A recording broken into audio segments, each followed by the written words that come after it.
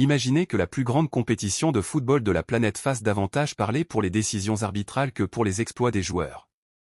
Au lieu de célébrer les buts, les gestes de génie ou les scénarios inoubliables, le monde entier se retrouve à débattre du VAR, des pénaltys et des coups de sifflet les plus controversés. Depuis plusieurs semaines, une question divise les supporters aux quatre coins du globe. L'Argentine a-t-elle simplement bénéficié d'une réussite exceptionnelle, ou certaines décisions arbitrales ont-elles réellement influencé son parcours jusqu'au sacre mondial? Au fil des matchs à élimination directe, un sentiment s'est progressivement installé. Chaque fois que l'Albiceleste semblait en difficulté, un tournant décisif survenait. Un but refusé, un pénalty contesté, une intervention du VAR ou une décision arbitrale litigieuse suffisait à déclencher une vague de réactions sur les réseaux sociaux. Très vite, la polémique a dépassé le cadre des simples discussions entre supporters. Les critiques se sont multipliées, les débats se sont intensifiés et la FIFA s'est retrouvée au centre d'une tempête médiatique sans précédent. Mais au-delà des théories, des accusations et des émotions, que s'est-il réellement passé? Les arbitres ont-ils véritablement avantagé Lionel Messi et l'Argentine, ou assiste-t-on simplement à une succession de décisions controversées amplifiées par la puissance des réseaux sociaux? Dans cette vidéo, nous allons revenir chronologiquement sur chaque épisode qui a alimenté cette immense controverse. Nous analyserons les faits, confronterons les différentes interprétations et tenterons de distinguer ce qui relève de la réalité de ce qui appartient davantage aux spéculations. Certains éléments, pourtant essentiels, sont passés presque inaperçus et pourraient bien changer votre perception de cette Coupe du Monde. Avant d'aller plus loin, pensez à vous abonner à la chaîne et à activer les notifications si vous appréciez les analyses approfondies et toute l'actualité du football international. Une grande partie de nos spectateurs nous regardent régulièrement sans être abonnés. Un simple clic nous aide énormément à continuer de produire ce type de contenu. Avant même la finale, un constat s'imposait déjà à de nombreux observateurs. Les performances de l'Argentine ne faisaient plus uniquement parler pour leur qualité sportive. Désormais, chaque rencontre était suivie d'une nouvelle polémique arbitrale qui relançait immédiatement les discussions. Le débat ne portait plus seulement sur le talent de Lionel Messi ou sur la force collective de l'équipe dirigée par Lionel Scaloni. L'attention s'était déplacée vers les arbitres, leurs décisions et l'utilisation du VAR. Tout a véritablement commencé lorsque plusieurs sélections éliminées ont estimé avoir subi des décisions particulièrement sévères face aux futurs champions du monde. Match après match, une nouvelle action litigieuse venait alimenter les interrogations, un but annulé, un contact dans la surface non sanctionné ou une intervention vidéo jugée incohérente. Pris individuellement, chacun de ces épisodes pouvait être considéré comme une simple erreur humaine. Mais en les additionnant, une partie du public a commencé à développer un sentiment de méfiance de plus en plus important. Les réseaux sociaux se sont rapidement emparés du sujet.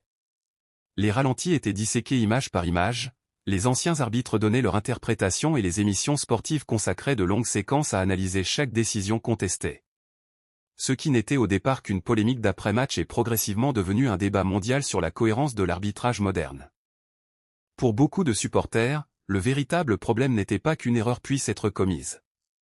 L'arbitrage reste une discipline humaine et aucune technologie ne peut garantir une perfection absolue. Ce qui inquiétait davantage, c'était l'impression que les décisions les plus importantes semblaient, à plusieurs reprises, favoriser la même sélection. Fondée ou non, cette perception s'est installée au fil des rencontres et a fini par fragiliser la confiance d'une partie du public. Or, dans une compétition aussi prestigieuse qu'une Coupe du Monde, la confiance est essentielle. Les joueurs doivent avoir la certitude que chaque équipe est jugée selon les mêmes critères. Les entraîneurs doivent croire que le règlement est appliqué de manière identique pour tous. Et les supporters doivent pouvoir penser que le résultat dépend uniquement de ce qui se passe sur le terrain. Lorsque cette confiance commence à disparaître, chaque nouvelle décision devient automatiquement suspecte, même lorsqu'elle respecte parfaitement les lois du jeu. C'est précisément ce climat qui s'est progressivement installé tout au long de cette Coupe du Monde.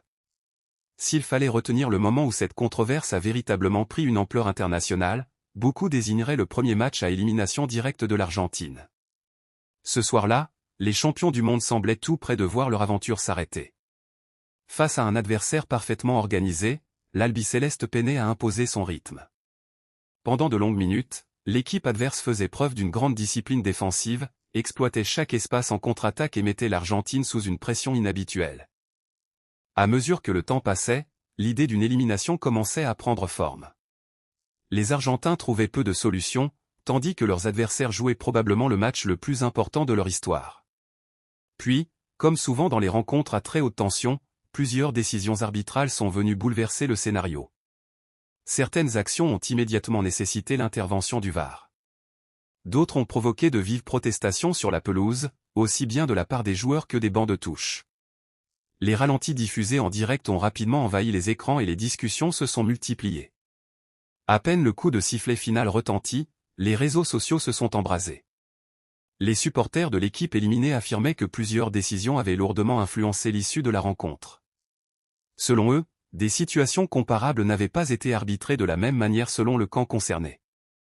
En quelques heures seulement, des milliers de vidéos circulaient déjà sur Internet. Chaque angle de caméra était analysé, chaque image était ralentie, chaque contact faisait l'objet d'interprétations parfois totalement opposées. Les anciens arbitres, les consultants et les médias spécialisés se sont également emparés du sujet. Certains expliquaient que les décisions respectaient parfaitement les lois du jeu. D'autres reconnaissaient que plusieurs interventions pouvaient légitimement susciter des interrogations. Très vite, le débat a dépassé le cadre d'une seule action litigieuse. La véritable question n'était plus de savoir si un arbitre s'était trompé sur une décision précise, mais de comprendre pourquoi certaines situations similaires semblaient recevoir des traitements différents d'un match à l'autre. C'est précisément cette impression d'incohérence qui a alimenté la polémique.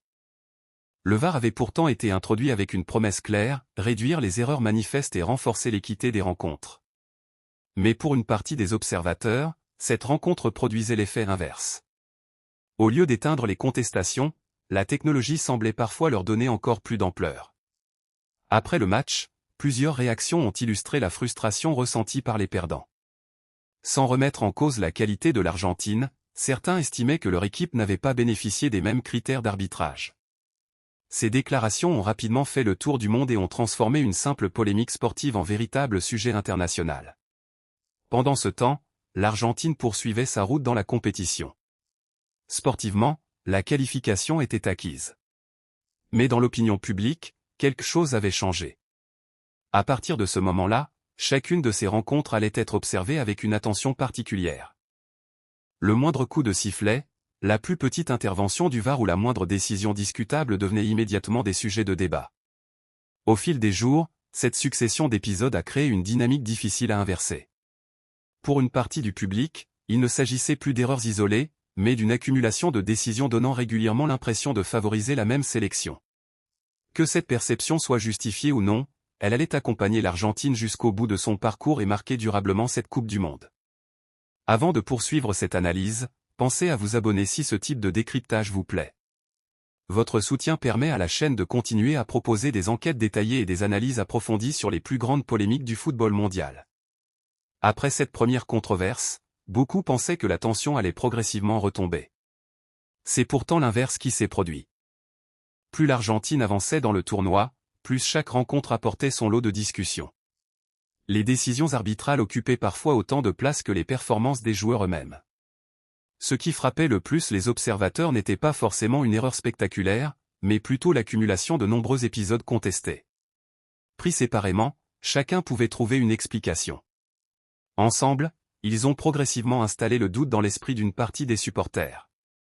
À chaque nouvelle action litigieuse, les ralentis réapparaissaient immédiatement sur les écrans. En quelques minutes, les réseaux sociaux relançaient une nouvelle vague de débats, d'analyses et de comparaisons avec les matchs précédents. À mesure que la compétition avançait, la controverse ne cessait de prendre de l'ampleur. Désormais, il n'était plus seulement question de quelques décisions discutables. C'est l'ensemble du système d'arbitrage qui se retrouvait au cœur des débats. Les émissions spécialisées ont commencé à comparer les statistiques de chaque sélection. Nombre de fautes sifflées, cartons distribués, pénaltys accordés, intervention du VAR. Chaque chiffre était disséqué dans les moindres détails afin de détecter une éventuelle tendance. Pour certains consultants, ces écarts relevaient simplement des circonstances propres à chaque rencontre. Pour d'autres, certaines différences méritaient des explications plus approfondies. Pendant que ces discussions occupaient les plateaux de télévision et les réseaux sociaux, l'Argentine continuait pourtant d'impressionner sur le terrain. L'équipe dirigée par Lionel Scaloni affichait une remarquable discipline tactique, une grande maîtrise collective et une force mentale qui lui permettait de renverser des situations très compliquées. C'est précisément ce qui rendait le débat si difficile à trancher. Les succès argentins étaient-ils uniquement le fruit de leur qualité sportive, ou certaines décisions importantes avaient-elles également facilité leur parcours? Pour de nombreux observateurs, ces deux réalités n'étaient pas incompatibles. Une grande équipe peut parfaitement dominer une compétition tout en bénéficiant, à certains moments, de décisions qui lui sont favorables. Malheureusement, cette nuance disparaissait souvent dans les débats passionnés qui envahissaient Internet. Au fil des rencontres, les critiques ne visaient plus uniquement les arbitres présents sur la pelouse. Elles s'adressaient désormais directement à la FIFA. De nombreux supporters réclamaient davantage de transparence concernant le fonctionnement du VAR. Certains demandaient même que les échanges entre les arbitres et les assistants vidéo soient rendus publics, comme c'est déjà le cas dans plusieurs autres disciplines sportives. Selon eux, cette mesure permettrait de mieux comprendre la logique derrière certaines décisions et de limiter les soupçons. Face à cette pression grandissante, la FIFA est restée fidèle à sa position. L'instance a rappelé à plusieurs reprises que les arbitres appliquaient les lois du jeu en toute indépendance et que chaque décision était prise conformément au règlement.